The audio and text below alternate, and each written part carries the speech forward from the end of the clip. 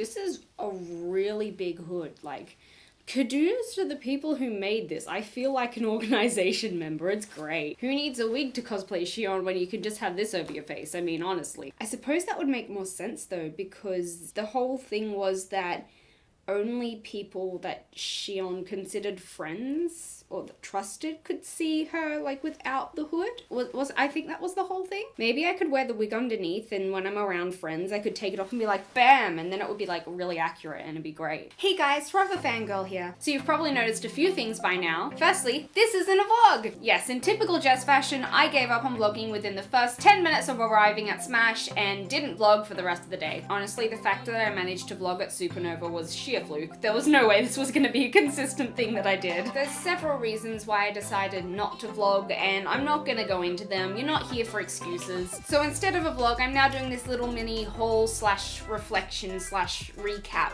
video. Secondly, as I made blatantly obvious within the first 30 seconds of this video, my cosplay arrived! Of course, it didn't arrive until after the convention because, you know, I have terrible luck. Hence why I'm wearing it now, because it was bloody expensive and I want to get my money's worth out of it. I'll probably wear it sometime next year. Comic-Con's gonna be too hot to wear this. And the third thing is I finally got an actual microphone. I'm no longer gonna be using the crappy quality one that's on my camera. I have like an actual proper microphone. I don't know how well that's gonna work out. It's probably gonna take a bit of playing around, trying to figure out what the best setting is, how loud it should be, how far away it should be from me, but hopefully it'll improve the sound quality a little bit, so fingers crossed. So yes, without further ado, let the haul begin. First up, we have something that isn't a poster for once. This is a Hufflepuff vest and tie. The vest is a little small on me, but they only had medium and extra large, so I took the medium. But no, I bought it thinking that maybe I could do like a casual Hufflepuff uniform cosplay sometime, because that wouldn't require, you know,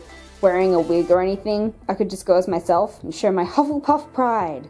Because, you know, it's not like I do that enough already. There's this tiny Detroit Become Human sticker. I watched Jacksepticeye's playthrough of the game, and I really liked the storyline and everything, so when I saw the tiny sticker of Connor saying his iconic quote, I knew I had to get it. Another Kingdom Hearts poster, because it's not like I have enough of them. Another double-sided Ruby poster from the same artist that I got all of these lovely ones from, and this one has Yang on the back, which means that I finally have the entire Ruby team. Let's hang on. Ta-da! I really love the art style of this Persona 5 one. I would have gotten a larger version, but I'm running out of room on my walls, so I had to go for a smaller one. Look, guys.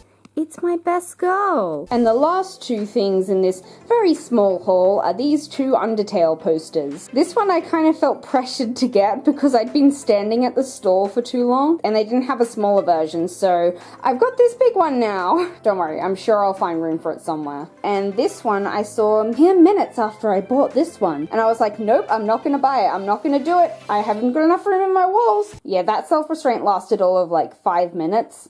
And then I decided to go back and get it. This was my second time going to Smash. I went last year as well, which I made a recap about. We were pretty lucky to get in relatively fast. We had prepaid tickets, so we basically got to skip the two massively long lines of people buying their tickets at the door, which we were really surprised about. We thought that we were gonna have to wait ages to get in. The con was held at the ICC in Sydney this year, which isn't my most favorite venue for conventions. Similar to Comic-Con last year, which was also held in the ICC, it was extremely crowded and the layout probably wasn't the best. Everything was kind of crammed together on the one floor except for a few things upstairs. The artist area was always crowded. There was just too many people trying to get through. And it was kind of in the middle, so you had to go through the artist alley in order to get from one place to another a lot of the time. And I think that was probably the biggest problem. I honestly think they could have used an extra floor, like a full extra floor, because it was just too crowded. It took forever to get anywhere because there was just too many people in the one space. I definitely liked Rose Hill Gardens, which was where last year's Smash was held, a lot better. Conventions at the ICC, especially ones such as Comic-Con and Smash, because they were both very big conventions condensed into one